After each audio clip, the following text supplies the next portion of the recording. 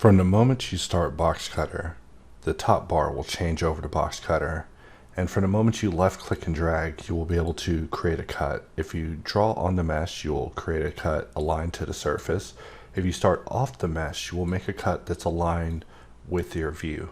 If you want to make a cut that's over your mesh but also aligned with view, you have options in your top bar where you can actually change your alignment to basically be view, and you can actually cut align to view all the time, which is a very popular way that people like to work.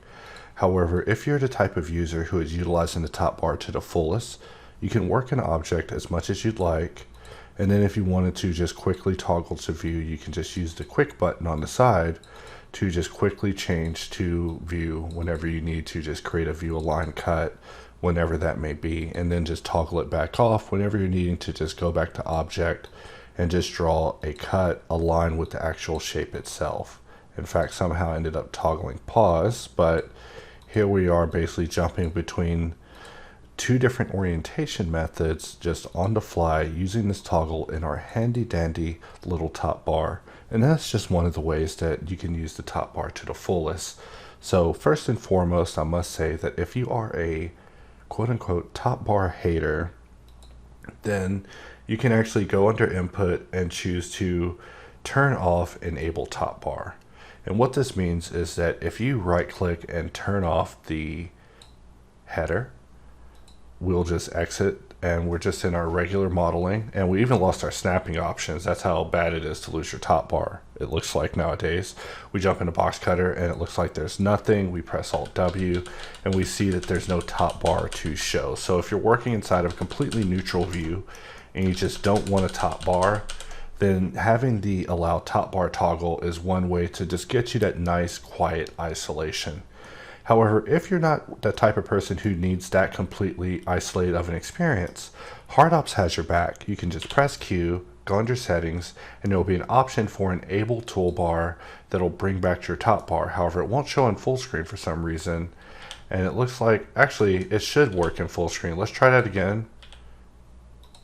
And there we are with our toolbar. We press Alt W, we're back to BoxCutter, and here we are jumping back to our top bar just on the fly. So just letting you know that if you do lose your top bar, HardOps does have your back with an option for you to just go under your settings and just toggle the top bar whenever it may be needed. In fact, the top bar situation is so strange to us that we actually use BoxCutter to solve a bug that sometimes can come up inside of sculpt mode, where let's say that we made a new file and we went over to sculpting. I know I'm sidetracking here, if you will please excuse me.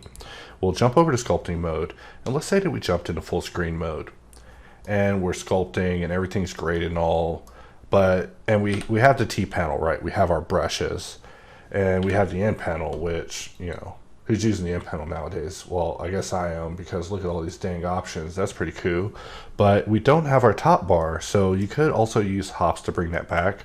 But we made it where if you press Alt W using BoxCutter, it should also bring it back. However, in this context, it's just making a fool out of me.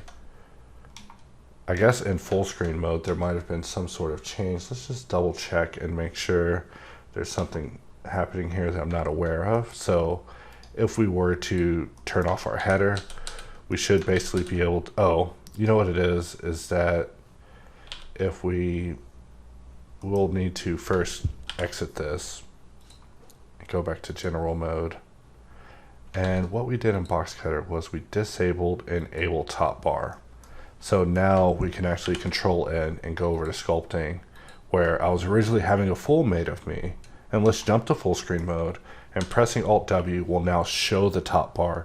So while BoxCutter doesn't support sculpt mode, it does support getting you your top bar back, because I know how annoying it is to lose this thing and not be able to bring it up on the fly. So I don't know why you would toggle off enable top bar, but we just do want you to know that if you do have it on, we have tried to extend its support to work in cases where maybe the top bar is a little bit hard to reveal. And just to double check the functionality to the max, let's jump over to the animation, and here we are in full screen mode. We'll press Alt W, and I believe it is BoxCutter itself that actually brings back the top bar whenever you press its hotkey in these adjacent modes.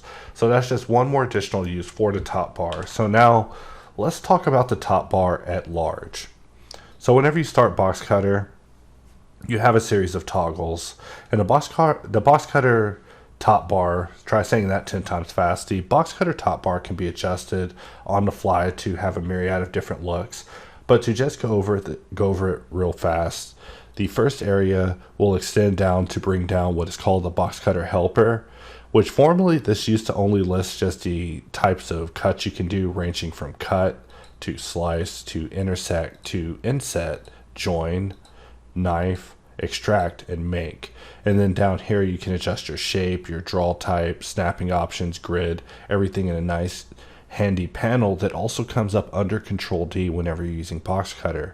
However, mostly you should be coming here to change your cutter type as you see me doing here, in the event that you want to change it on the fly. However, I always have it as cut, and then I change it using the hotkey that's being displayed here. So we see that slice is X, we see the intersect is XX, and inset is XXX or I. But pressing X is something that you just get used to, and then J for join, which is a little bit rare. You can press X or Control X to switch this to knife on the fly, or press K if you're wanting a singular key, and then Y for extraction, which is a classic, and then there's A, which will turn it to a make. So whenever it comes to this aspect of the top bar, it's just there to make your life easier for you. And then because using a cut sometimes can be followed up with using a knife, we'll just turn off our view here. Let's just draw a cut, and we'll use HardOps to display the wireframe. And we see in this wireframe that the cut is kind of whatever. Let's just switch this over to box, and we'll use this quick toggle to just toggle this to be knife, and we first select the object, of course, and we can just draw a shape to just create some assistive geometry for helping the circle work out without having to skew the corners. And this means that if we were to follow up and put a bevel on the whole shape, it will actually have a better shading to it whenever we put a weighted normal and a bevel on it, versus if the shape didn't exist. To just show the difference, we'll just select this edge and Control X, and we see that there's some skews happening here. And so if we were to just undo what we did there, we could see that just by switching to knife, you're able to save a little bit on your sanity and get you a little bit farther without having to deal with cleanup further down the road. So now we talk about shapes. So shapes in this version are now adjustable by holding Alt and scrolling. You can see that holding Alt and scrolling will allow you to scroll through all the available shapes without me having to go through the specifics of going in and dealing with everything here and toggling all of this, and going to Ngon and toggling all of this, and going to custom shape and talking about this. So instead of doing that, you can just hold Alt and just find the shape that you want. So for example, let's say I wanted to use Ngon. I can just select my shape, quickly jump over to Ngon, draw the shape that I want, and bring it up, cut it inside, maybe lower my bevel using HardOps, and then hold Alt and scroll to, say, circle, which will let you also know how many spans is there. So we'll just draw a circle. And an interesting thing about circle is during circle, you can hold Shift and scroll to lower the amount of segments. So previously it was just neutral scroll, but we found that to be problematic. So now that has been promoted to be a shift scroll that is on by default. So if you ever need to adjust your segments, shift scrolling is the ticket for that. But if you're needing to set up your shape on the fly, you can just go to here, bring down the drop down, change the amount of vertices that you need. I like to use 32 because it's the Blender default, or 64 because it's just perfect.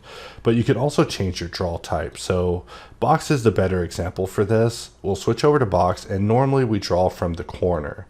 So we start here, and then we bring the shape out and we bring it in.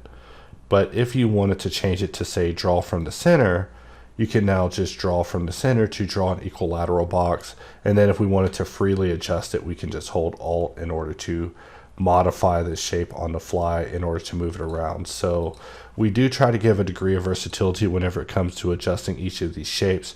However, circle and box probably have the most functionality along with custom, with Ngon not really having very much control in these two categories due to it being a freely drawn shape.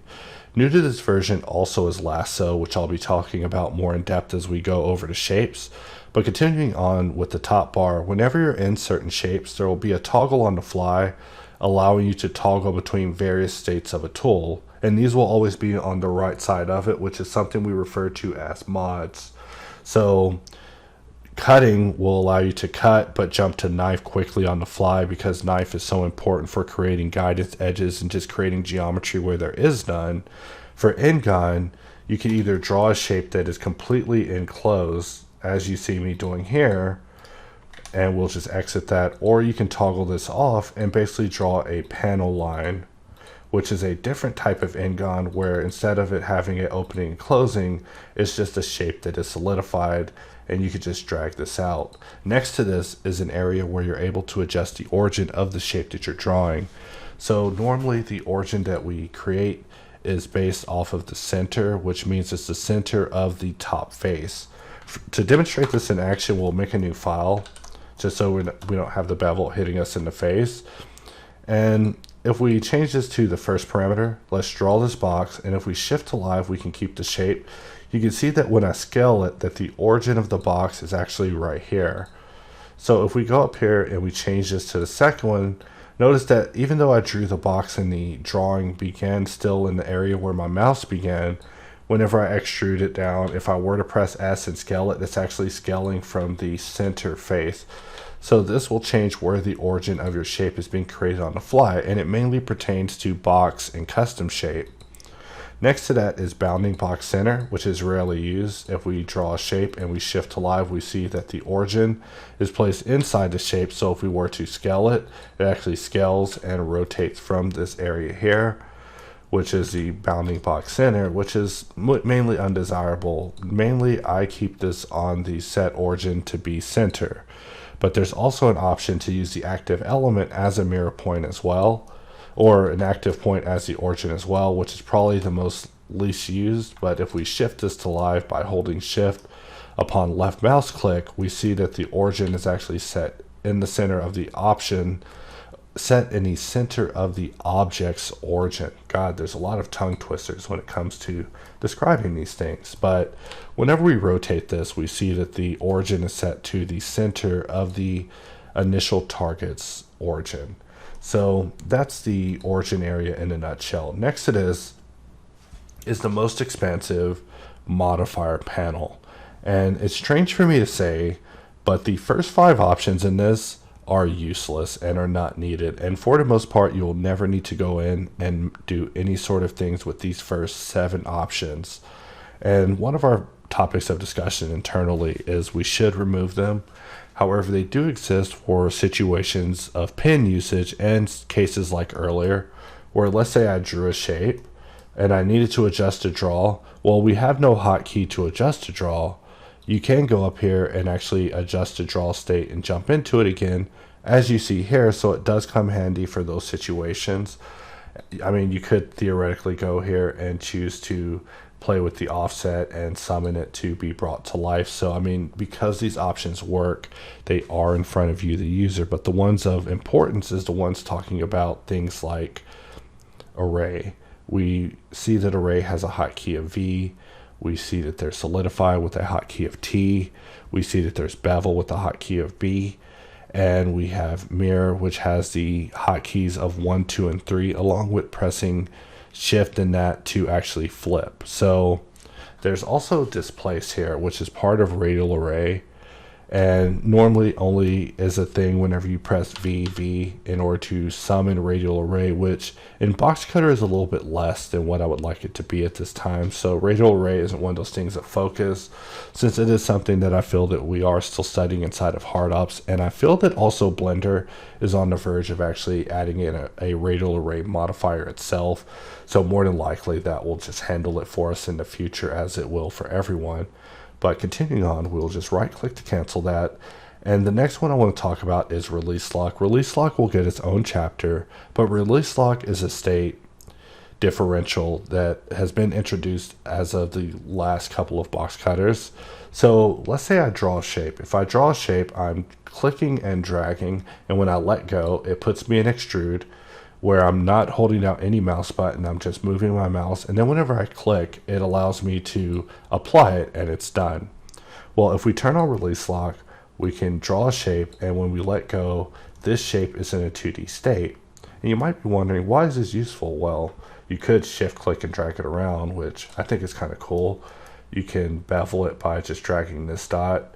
You can adjust the draw by doing it like this, and then position it just right, and then drag this dot down in order to extrude. And so release lock is just an alternative way to draw that users have become accustomed to and has built quite a fan base already. And so we recommend anyone getting acquainted with BoxCutter give release lock a shot. However, I will be going over it more in depth and what it has to offer as we progress further. The next area we'll be talking about is the alignment. So I talked about it briefly. Under this area, you can see that you can adjust what it's being aligned to. So the main ones of discussion is object and view. So with object, whenever you click and drag over the surface of an object, it will align the object to the surface that you're looking at to the best of its ability. Of course, there are cases that can definitely put this under question. However, view will actually align it to the view itself, which works best in orthographic view and can get a little bit questionable in perspective. However, it is something that we are currently researching better alternatives for. But whenever it comes to changing your orientation, you can change it this way, or you can leave it as object and then toggle it using this option on the end. So if you are in view, you should also be able to click this toggle to just jump out of view and go back to object, which is what is necessary sometimes on the fly. Sometimes having so many orientation systems can be a little bit daunting and confusing to new users. So we have done our best in order to simplify this process. In fact, just to show how far that we've gone with it, we've made it where you can deselect an object, tab into edit mode, press Alt W, launch BoxCutter, and still cut on the same object. Even though this object wasn't deselected, we will correct the selection for you because there are so many people getting this random error based off of user error that we just had to go in and solve it. But continuing back talking about orientation, the next one I want to talk about is cursor. Cursor is a doozy, but whenever it comes to using this, if you want to get the most out of it, I do recommend pressing F4, going to your preferences, going to your input, or let's say key map, and search for cursor. And place cursor for me is, or set 3D cursor is shift right mouse. And we want to change this to be oriented to geometry, which I apparently already have it to in my setup. And what this means is that whenever you orient your 3D cursor, it will have a better alignment to the geometry at hand. So let's say we were dealing with something that was most certainly not a cube, and we were wanting to use cursor. So we can just go to cursor and just place it. And now when we draw a shape, we are oriented to this. And if we draw out in space, we're still actually oriented to the surface that we placed our cursor to. And this is a unique way to work where, you know, it's not something that we use so much now, but there are cases where sometimes the only arbitrary plane you can use in an area that you're working is the 3D cursor itself. So sometimes it can be nice to have something that's locked and static in space in order to have some sanity whenever you're needing to be oriented in a very specific way for a very particular workflow. So this is something that we'll be talking about more as we get into the minutia of alignment. But in addition to having alignment being able to be overridden by cursor, as we see here, if we enable grid, we can also see grid is also being overridden by the cursor. So if you need a visual indicator of what you're drawing on, now we're able to draw our shape, orient it to this grid that's up in space, and we can shift scroll to minimize this, more on grid later. But we can just continue just working an area, just minimizing the grid if we want to actually work inside these areas that we're actually creating here to just create a very small intricate pattern using the gridfinite grid that can scale down to basically any resolution that's needed to allow you to get as micro or as major as is needed. And then of course, if we need to adjust it, we can just use HardOps and press Q and use a bool scroll to bring back the bool in and make adjustments to it subtly on the fly.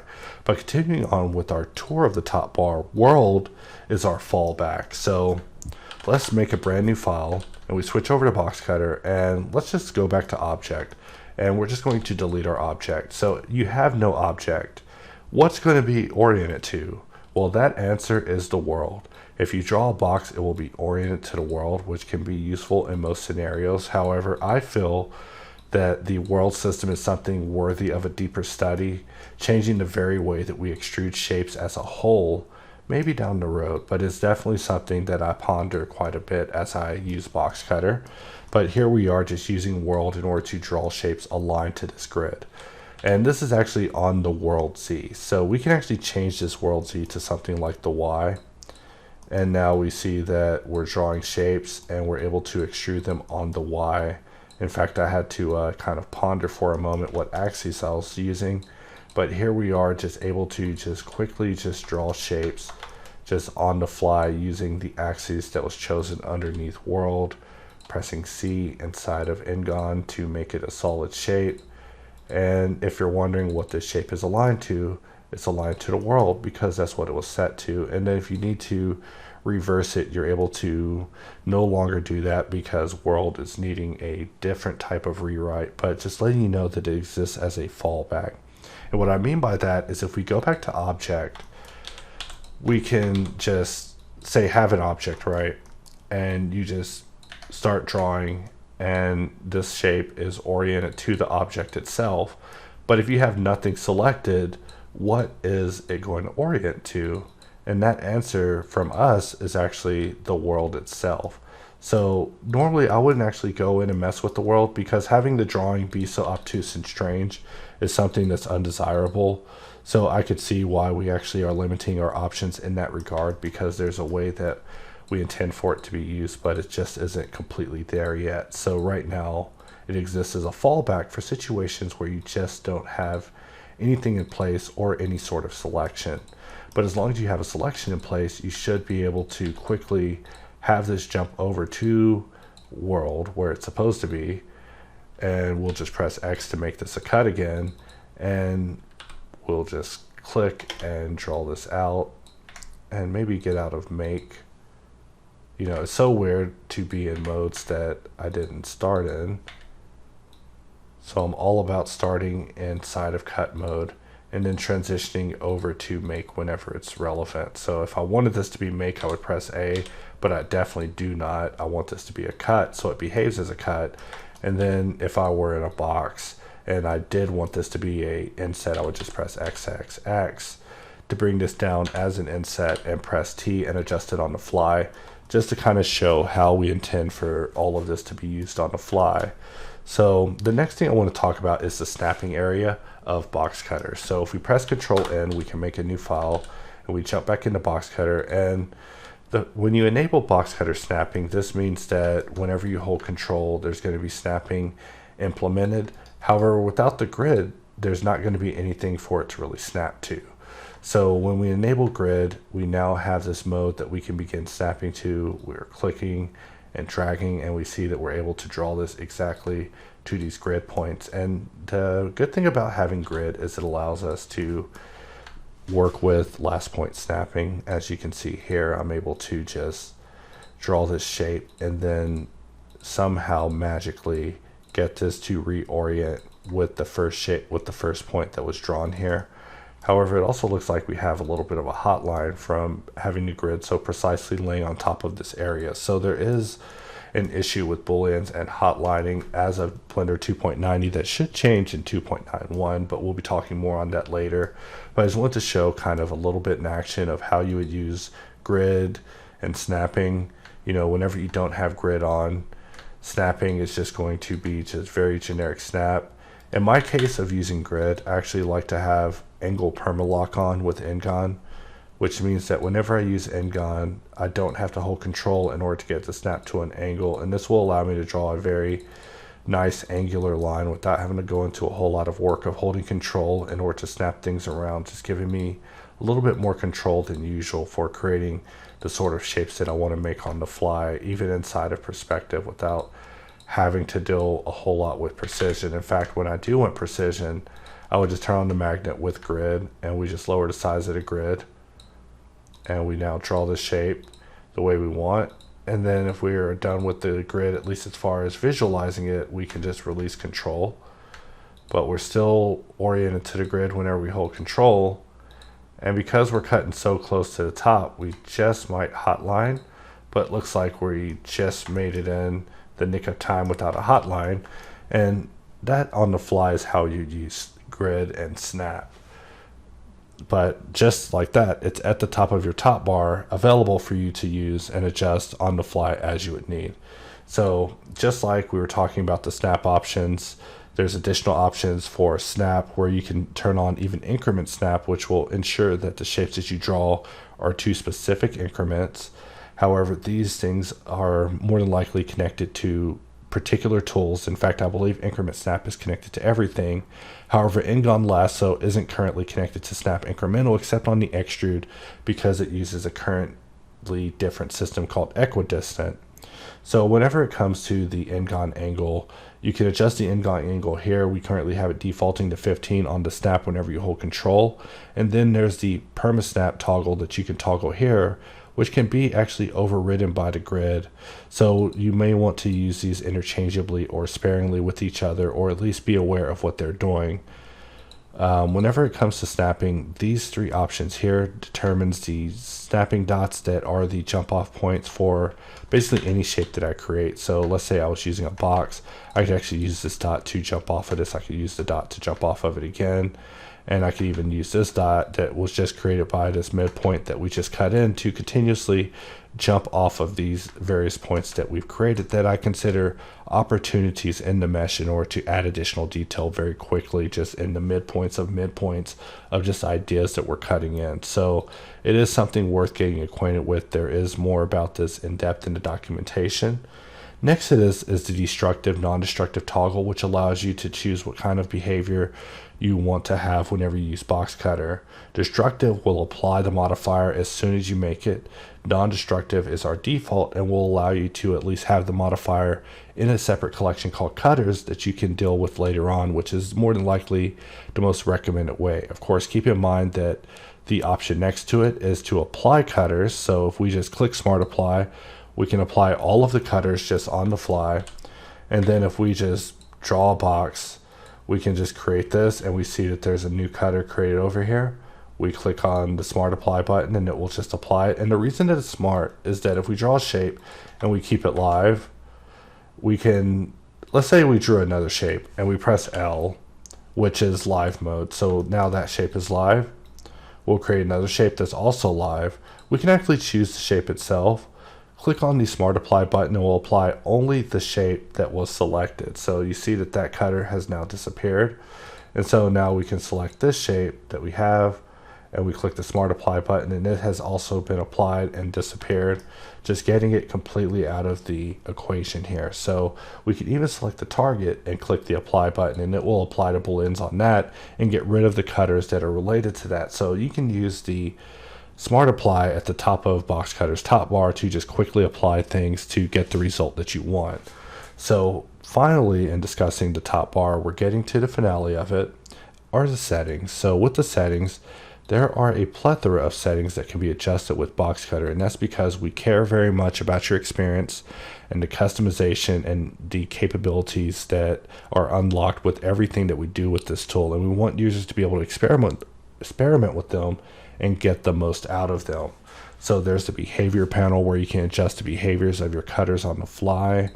There is the shape panel where you can adjust various parameters pertaining to your shape, which I'll be going more in depth with later. The input, which we scrape the surface of, and you should have basically a cursory idea of some of these things if you're coming from previous versions. And then display, where we see that you can toggle off dots if you just dislike those pesky dots. You can see that we have quite a few options for users who want a quieter BoxCutter experience, in addition to those who want to experience the most that BoxCutter has to offer. And I'm happy to announce for this version that fade is back. So if you're interested in having a nice little sound effect, you can just set your sound effect to something like 1, 2, 3. And you see that you unlock a sound. So every time you draw a box, it makes a nice little crunch sound, just letting you know that fade is back in town. In fact, for me personally, we'll be using fade for 600 for the rest of this tutorial. And then finally, in the behavior panel, there's the cutting material. So depending on if you have materials in your scene, you can specify a material for material cut, which can also be done via M on the fly, which I'll be talking about all throughout this video. And then finally, there is the box cutter. I almost said HardOps help button, but it's the box cutter help button. For control clicking it, we see that it takes you to the Discord community where we have just way too many people. And shift clicking it will take you to the slightly out of date box cutter documentation. Of course, post this release, I'll be putting in some work and getting the documentation up to date, but just letting you know that there's always videos to let users know what's happening and what's going on with their most current up-to-date versions of box cutter to hopefully keep them in the know and keep them box cutting.